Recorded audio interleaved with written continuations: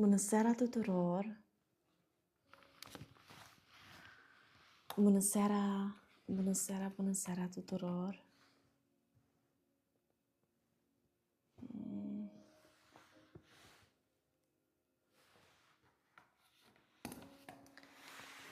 Am vrut doar să împărtășesc ceva cu voi în seara aceasta, pentru că săptămâna aceasta am intrat odată live și v-am spus că o să ne mai întâlnim și nu am reușit. Dar astăzi vreau să vă las aici o scurtă încurajare. Știu că este sâmbătă, știu că este poate deja un pic târziu, dar cei care doresc să audă un cuvânt din partea Duhului Sfânt o poate face acum. Bună seara, Bodo, sper că zic bine, bună seara. Stați că nu văd chiar toate comentariile. Vreau să împărtășesc ceva cu voi în seara aceasta și anume vreau să vorbesc un pic cu voi despre ambiția noastră, care de multe ori ne lipsește, nu este așa?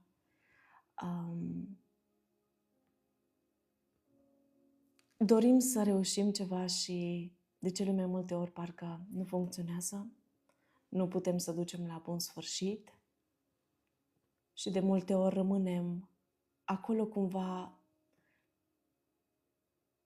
blocați pe loc și ne întrebăm, Doamne, de ce lucrurile nu funcționează în dreptul meu? De ce lucrurile nu se mișcă în favoarea mea? Dar vreau să vă citesc ceva din Biblie.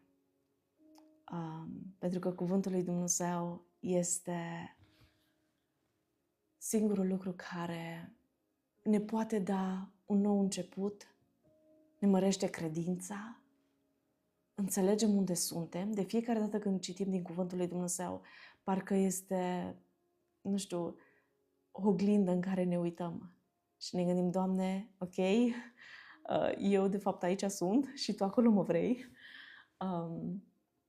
Așa că de fiecare dată când se întâmplă ceva în viața ta, vreau să te încurajez să deschizi cuvântul lui Dumnezeu, Biblia, și o să vezi că viața ta se va schimba, pentru că o să găsești îndrumare când nu mai știi ce să faci.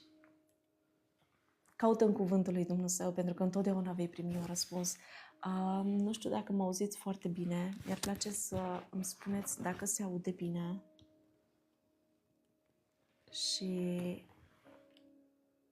am să vă citesc apoi versetul care mi l-am propus. Da, se aude. Mulțumesc. Vreau să vă citesc ceva din Deuteronom, capitolul 28. Și cu toții cunoaștem acest verset la versetul 13, unde spune că noi vom fi întotdeauna primii și niciodată ultimii. Noi vom fi întotdeauna primii și niciodată ultimii. Și stăteam și mă gândeam și meditam, Doamne, eu știu că Tu așa m-ai creat. Tu m-ai creat să fiu câștigătoare. Dumnezeu te-a creat pe tine să fii un câștigător, să fii victorios, să fii biruitor în tot ceea ce faci. Și Biblia ne spune că noi o să fim primii și niciodată ultimii. Dar poate acum te uiți în viața ta și te gândești, Doamne, n-aș putea să spun asta despre mine acum, n-aș putea să spun că eu sunt întotdeauna primul, n-aș putea să spun că eu reușesc întotdeauna toate lucrurile, n-aș putea să spun asta despre mine. Dar întrebarea care trebuie să ne punem este, unde este ambiția noastră? Îmi place foarte mult. Un lucru care îmi place să-l fac este să mă uit la sportivi. Asta iubesc să fac. Indiferent din ce sport sau din ce categorie de sport ar fi vorba, îmi place să mă uit cum se antrenează și parcă au o ambiție și mă gândesc, nu știu, tot oameni sunt și ei. Tot 24 de ore au și ei la dispoziție.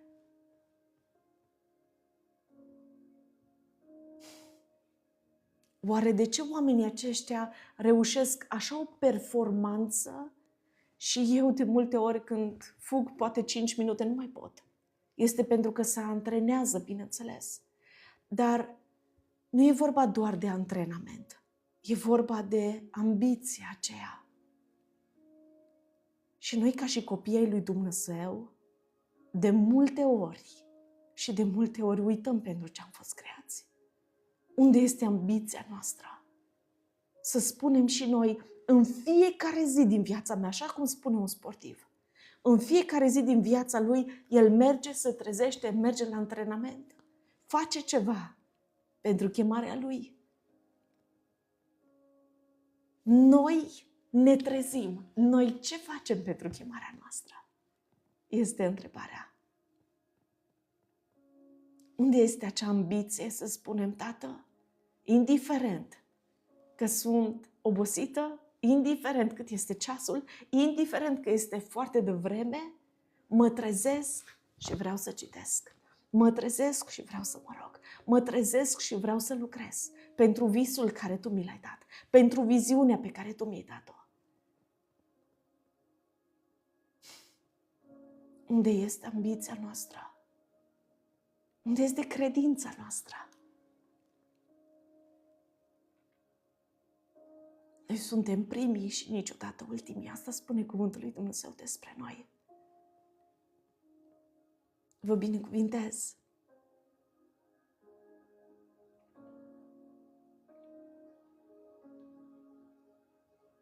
Vă binecuvintez pe fiecare. În seara aceasta vreau să vă vorbesc scurt pentru cei care de-abia acum au intrat. Vreau să vă vorbesc scurt despre ambiția aceea de a reuși ceva în viață. De a reuși ceva, de a duce la bun sfârșit ceea ce tu începi.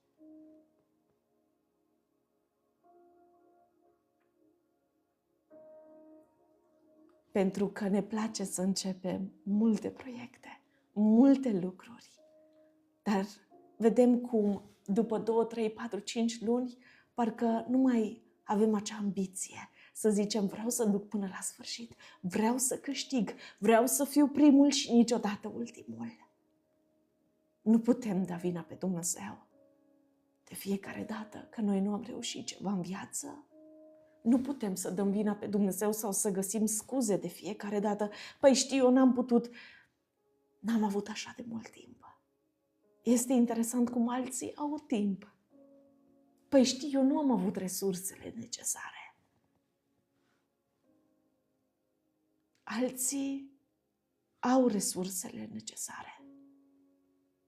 Și este om ca și tine, are 24 de ore ca și tine și ca și mine, la dispoziție. Este poate pentru că ai renunțat prea rapid la visul tău, ai renunțat prea rapid la ceea ce iubești tu să faci.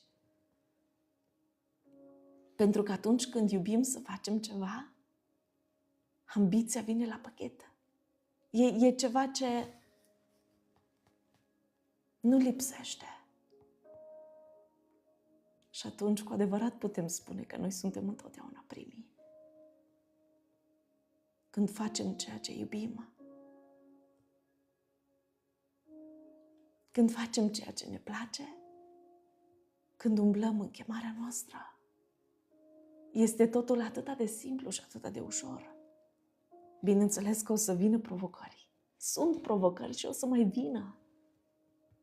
Dar Biblia îți spune că tu vei fi întotdeauna primul și niciodată ultimul. Aici este vorba doar despre credință.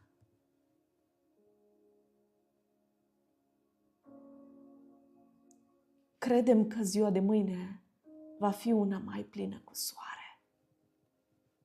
Nu este așa? Dar de ce să nu credem și că Dumnezeu va aduce restaurare în viața noastră, vindecare în viața noastră? Poate de multe ori ne mulțumim cu așa de puțin. Și întrebarea este de ce? De ce ne mulțumim cu așa de puțin?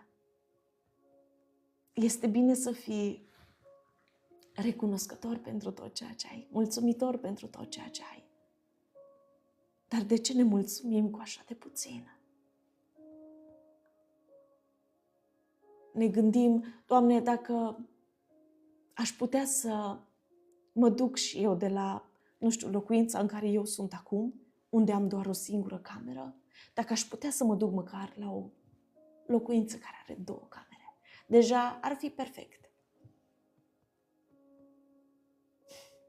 Nu mă înțelegeți greșit. Dar Dumnezeu poate face mult mai mult. Mult mai mult decât atât. Și Biblia spune, cereți și veți primi.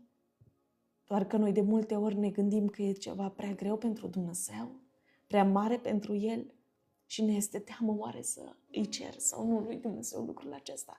Ai putea Tu, Doamne, atâta doar banii aceia pentru următoarea, lucru pe care eu trebuie să-l plătesc. Măcar banii ăia dacă mi-ai da.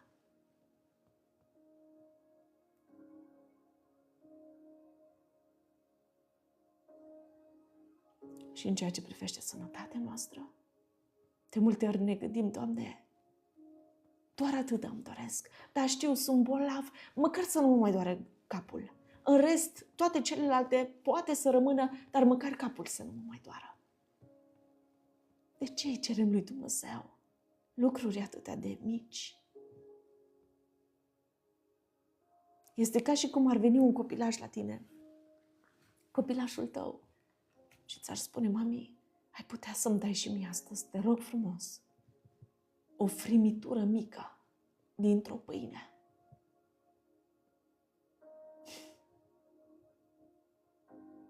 O frimitură mică dintr-o pâine.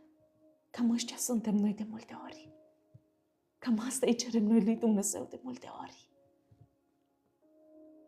Știți cine este Tatăl nostru? Ce îi aparține Lui? El a creat totul, cerurile și pământul. Îi aparține tot ceea ce vedeți voi cu ochii voștri. Oare de ce îi cerem lui Dumnezeu atât de puțin?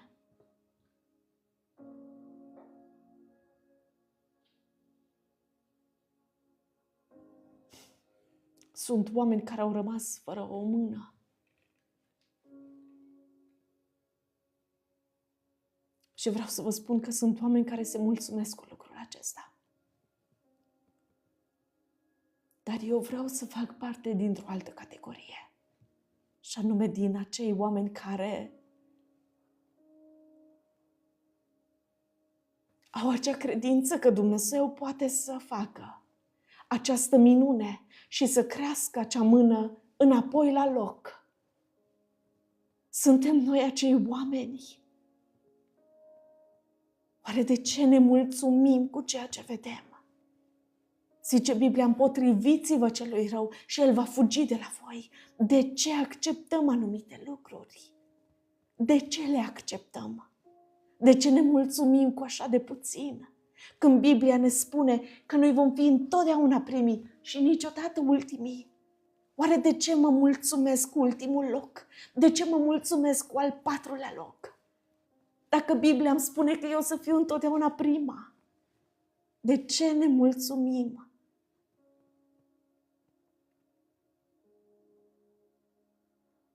A fost odată întrebat un sportiv, oare pentru tine de ce este atât de important să fii pe primul loc? I-a pus cineva o întrebare. De ce este atât de important ca tu să fii pe primul loc? De ce e atât de important pentru tine ca tu să fii pe primul loc? Și el a spus un lucru tare interesant. Pentru că într-o lună, 2 sau 3, nu mai știe absolut nimeni cine a fost pe al 2-lea loc. Cine a fost pe al 3-lea loc? Nu mai știe absolut nimeni. Dar cel care a fost pe primul loc, de acela își va aduce aminte încă mult timp, milioane de oameni. Noi suntem copii de Dumnezeu. Noi am fost creați și suntem pe acest pământ, în această lume, să fim o binecuvântare, să fim o lumină pentru cât mai multe persoane. Oare de ce ne mulțumim să fim o lumină și o binecuvântare? Doar acolo, în satul unde noi suntem, unde ne cunoaște doar 5 oameni.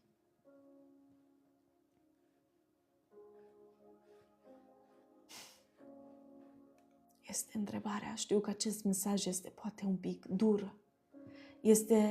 Poate nu este atât de confortabil. Dar știți ce am învățat? Atunci când sunt mesaje un pic mai, care mă scoate din zona mea de confort, acele mesaje mă vor ajuta pe mine să ajung acolo unde Dumnezeu mă vrea. Să continui, să merg mult, mult, mult înainte și să nu mă opresc. Să urc mai sus, nu să cobor. Feriți-vă de oamenii aceia care întotdeauna vă spune doar ceea ce doriți să auziți. Este bine cum ești acum. Mie îmi place de tine așa cum ești tu. Crezi că vei crește vreodată? Crezi că vei putea urca la următorul nivel dacă tu întotdeauna asculți de astfel de oameni care întotdeauna îți spun: pentru mine ești perfect, pentru mine ești super, rămâi așa cum ești tu. Nu este așa că de cele mai multe ori ne place să auzim un compliment. Ne place să auzim că oamenii spun despre noi că noi facem lucrurile extraordinar de bine. Dar vă spun sincer că o critică constructivă face mai mult decât 1.000.000 de complimente. Pentru că acel compliment nu te va scoate din zona ta de confort.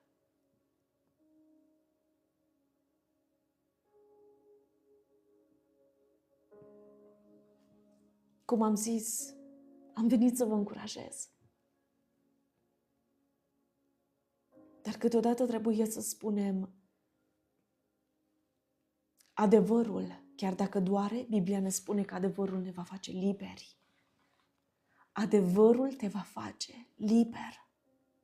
În ceea ce privește mindset-ul tău, de multe ori, vă spun sincer, este vorba doar de mindset. Este vorba doar de modul tău de a gândi, de gândirea ta. Vă binecuvintez. Alina, te binecuvintez. Mihaela, te binecuvintez. Mă bucur că suntem aici, împreună. Vreau să vă spun că am învățat să apreciez mult mai mult oamenii care îmi spune un adevăr. Oamenii care îmi spune: Elena, dacă ai încercat să faci lucrul acesta un pic mai diferit, o să vezi că o să ajungi mult mai departe. Și de multe ori gândul nostru nu este așa, este: dar oare știe omul ăla mai bine? El nu face ceea ce fac eu. Eu fac lucrul acesta deja de 5 ani de zile. Ne este greu de multe ori să acceptăm un cuvânt, o îndrumare, un sfat. Dar cel care îți dorește binele, o va face. Îți va spune lucruri, poate chiar și dacă nu sunt atât de confortabile. Și în seara aceasta vreau eu să fiu acea persoană. Eu vreau să știu că am vorbit un cuvânt astăzi, am rostit un cuvânt peste viața ta și cuvântul acela aduce mult rod, va schimba ceva în viața ta, va activa ceva în viața ta. Te va ajuta să privești altfel lucrurile, să ai un mindset diferit astăzi încolo. Biblia ne încurajează și ne spune: lăsați-vă reînnoiți în mintea voastră. Lăsați-vă reînnoiți în gândirea voastră. Zilnic, în fiecare zi din viața voastră. Lăsați-vă reînnoiți în gândirea voastră. Vă binecuvintez, sora Gabi. Atât am dorit să știu că astăzi am pus o sămânță în viața ta și că va crește ceva minunat. Vreau să te încurajez să meditezi la tot ceea ce v-am spus astăzi. Și să te uiți în viața ta și să te evaluezi un pic. Să vezi, mai am eu oare ambiția aceea să duc la bun sfârșit ceea ce am început? Dacă nu mai am ambiție, nu o să mai reușesc nimic. Fără ambiție, ce să reușim? Unde să ajungem? De ce oamenii aceștia din lume de cele mai multe ori au o ambiție mai mare decât noi? Noi îl avem pe Dumnezeu de partea noastră. Zice Biblia, eu pot totul în Hristos, prin Hristos care mă întărește. Oare de ce nu credem lucrul acesta? De ce să nu cred că eu cu Dumnezeu pot reuși totul în lumea aceasta? Eu pot să fiu prima și niciodată ultima. Dar vreau să-ți spun că Dumnezeu poate să facă minuni, dar totuși decizia este a ta. Dacă îți dorești lucrul acesta, se va întâmpla. Dacă nu-ți dorești, nu se va întâmpla. Dumnezeu nu va veni niciodată cu forța. El este un gentleman. Te lasă pe tine să decizi între bine sau rău. Te lasă pe tine să iei această hotărâre astăzi și să spui, Tată, de astăzi încolo, eu vreau să fiu primul și niciodată ultimul. Eu vreau să fiu prima și niciodată ultima. Și vreau să te încurajez. Dacă acest mesaj a fost o încurajare pentru tine astăzi, vreau să lași un comentariu. Haideți să facem o declarație. Și vreau să scrieți. De astăzi încolo, eu voi fi prima și niciodată ultima. De astăzi încolo, eu voi fi primul și niciodată ultimul. La locul meu de muncă, eu voi fi primul și niciodată ultimul. Eu voi fi prima și niciodată ultima.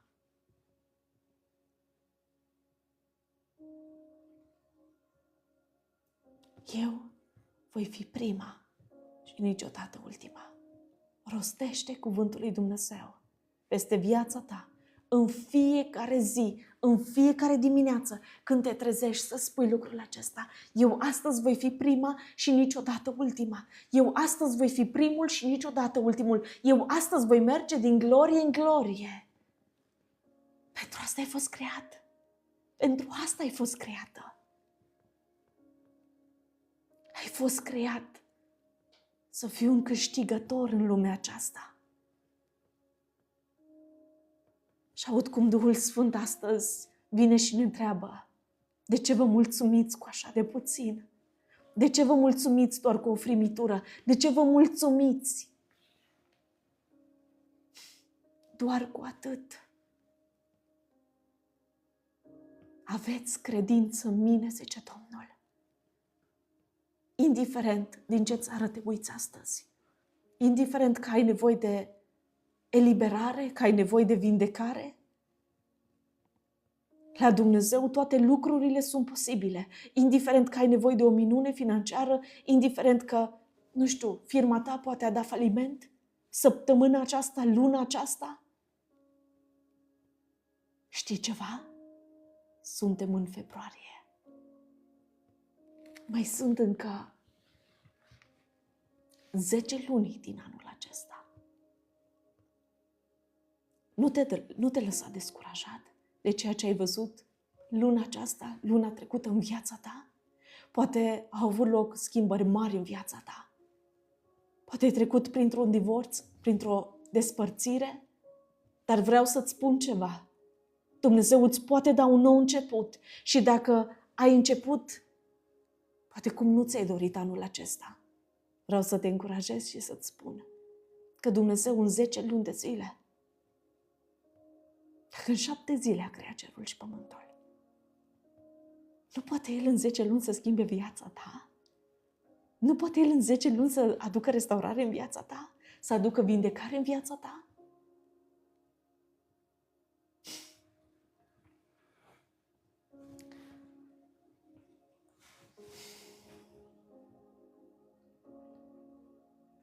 Sora Floarea, um, vă mulțumesc pentru întrebare. Eu nu locuiesc în România, așa că nu este, cred că, important lucrul acesta.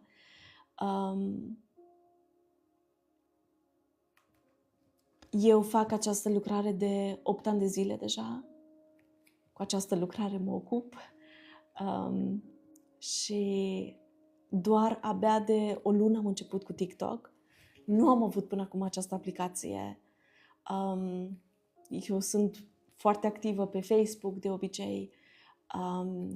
Deci dacă doriți să mă urmăriți și acolo puteți și acolo să o faceți. Aici încă cunosc abia platforma, să zic așa, vreau să vă cunosc pe fiecare. Vă mulțumesc că sunteți aici, vă mulțumesc pentru încrederea voastră și că îmi lăsați întotdeauna o încurajare, o binecuvântare, un mesaj.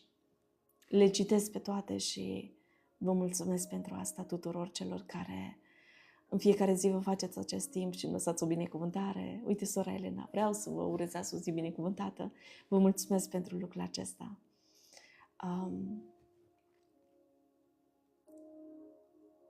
Dar înapoi la ceea ce v-am spus eu, dacă aveți întrebări, bineînțeles, puteți să mi le puneți și am să vă răspund. Dar înapoi la ceea ce v-am spus, vreau de astăzi încolo să luăm această hotărâre și să spunem, Tată, de astăzi încolo, eu știu că eu voi fi întotdeauna prima și niciodată ultima.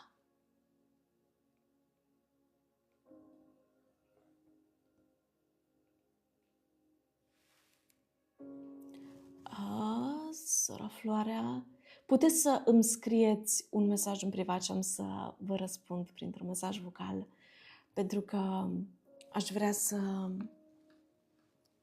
închei imediat și vreau să vă aduc încă o dată aminte că atunci când faci ceea ce iubești,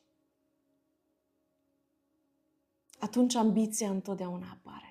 Atunci întotdeauna ești acel om care îți dorești să duci la bun sfârșit ceea ce începi. Dumnezeu a pus așa de multe talente în tine. Ți-a dorit atâtea daruri. Nu le ascunde, nu le îngropa, nu le lăsa deoparte doar pentru că alții nu au crezut în ceea ce Dumnezeu ți-a vorbit ție.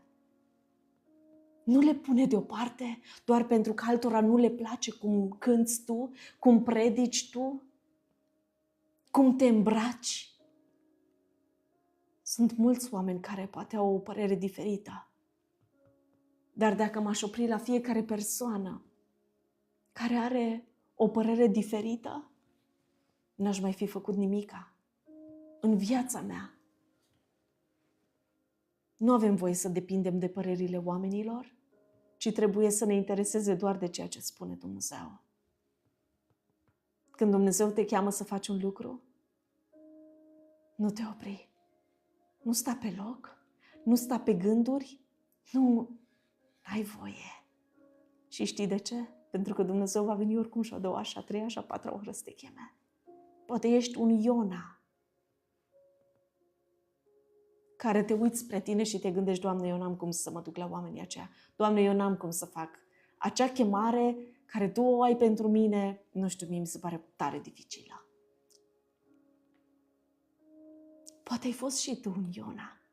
Sau ești încă și te ascunzi încă. Te ascunzi de Dumnezeu. Pentru că te gândești mult, dar oare ce o spune cei din jurul meu? 30 de ani de zile n-am făcut lucrul acesta și acum Dumnezeu mă cheamă să încep o lucrare? Ce va spune oamenii? Dar până acum tu ce ai făcut? Dar iar mă întorc. Pe cine asculți? Pe oameni sau pe Dumnezeu? Asculți mai degrabă de oameni sau de Dumnezeu?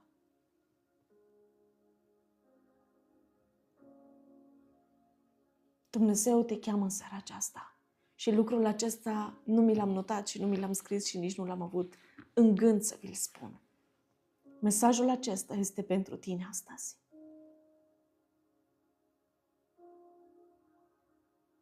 Hai înapoi acasă, copilul meu, zice Domnul. Te chem înapoi. Unde fugi? Unde vrei să te ascunzi? De ce fugi de chemarea ta? Te gândești că nu o să ai poate finanțele de care ai nevoie?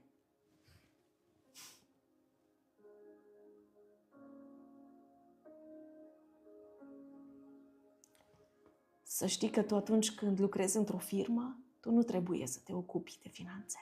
Șeful tău se ocupă de toate lucrurile. Dacă se strică o lampă în firma voastră, nu tu trebuie să o plătești. Nu tu va trebui să o repari. Nu tu vei plăti. Dacă Dumnezeu te-a chemat să faci acea lucrare, El se va ocupa de absolut tot. De tot ceea ce se strică, de tot ceea ce ai tu nevoie, de absolut toate nevoile tale. Ai încredere în Dumnezeu. Tu crezi că Dumnezeu te cheamă să faci ceva și apoi te lasă? Tu crezi că Dumnezeu te cheamă să faci un lucru și apoi uită de tine? La mijlocul drumului cumva, Doamne, trebuie să-ți aduc aminte că acum 3 ani mi-ai zis să fac lucrul acesta. Așa-L credeți voi pe Dumnezeu? Dacă Dumnezeu te-a chemat să faci un lucru, El se va ocupa de toate nevoile tale, va acoperi toate nevoile tale și a familiei tale. Aveți încredere în Dumnezeu și în cuvântul Său. Vă las cu acest mesaj și sper că a fost o binecuvântare pentru voi, o încurajare pentru voi și mă rog pentru fiecare din voi. Dacă aveți nevoie de ajutor, de susținere în rugăciune, puteți să-mi lăsați un mesaj în privat. Dar vreau să vă spun că la Dumnezeu toate lucrurile sunt posibile. Și Dumnezeu astăzi îți lasă cuvântul Său și îți spune că tu vei fi întotdeauna primul și niciodată ultimul. Niciodată ultimul. Niciodată ultimul. Tu vei fi întotdeauna. Întotdeauna. Nu cândva, nu odată da, odată nu, ci întotdeauna. Pentru că tu ești un copil de Dumnezeu. Tu porți o coroană pe capul tău. Tu nu ești oricine. Tu nu ești unul dintre mulți. Tu ești cel ales. Mulți sunt chemați. Puțini sunt aleși. Pentru că puțini sunt gata să plătească prețul chemării, prețul ascultării. Atunci când Dumnezeu îți spune să dăruiești din timpul tău, poate te gândești, Doamne, dar eu nu am așa de mult timp.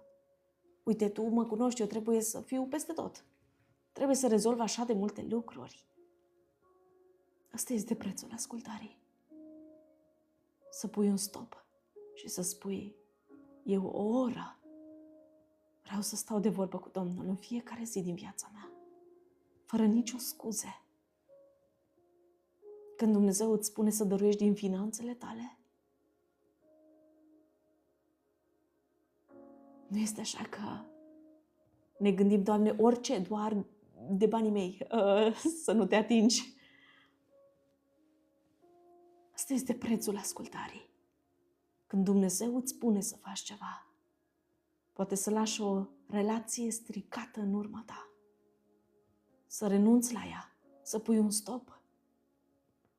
Ești tu gata să plătești prețul ascultării? Și vreau să vă mai spun un lucru. Este interesant că noi de multe ori știm că, adică credem că știm mai bine. Și poate o luăm în stânga, o luăm în dreapta. Dar exact asta a făcut și Iona. Și la sfârșit, tot la Dumnezeu s-a rugat și i-a cerut ajutorul. Noi de multe ori credem că reușim și singuri Suntem ca acei copilași care întotdeauna mama sau tata vrea să-l ia de mânuță și copilul întotdeauna îl împinge. El se crede foarte, foarte puternic și mare deja, deși are poate 1 an jumate copilașul. Cam așa suntem și noi de multe ori. Parcă îl împingem pe Dumnezeu la o parte. Tată, eu pot, lasă-mă pe mine că eu reușesc. Și Dumnezeu vine și vrea să-ți dea mâna, vrea să te ajute. Nu respinge ajutorul Lui, vocea Lui, chemarea Lui.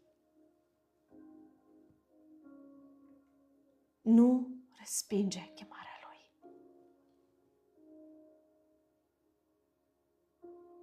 Este un preț de plătit a-L urma pe Hristos. Este un preț de plătit. Dar se merită. Se merită. Vă binecuvintez și vă las cu acest mesaj. Vă doresc o noapte binecuvântată tuturor. Vă mulțumesc că ați fost aici, că ați ascultat până la sfârșit.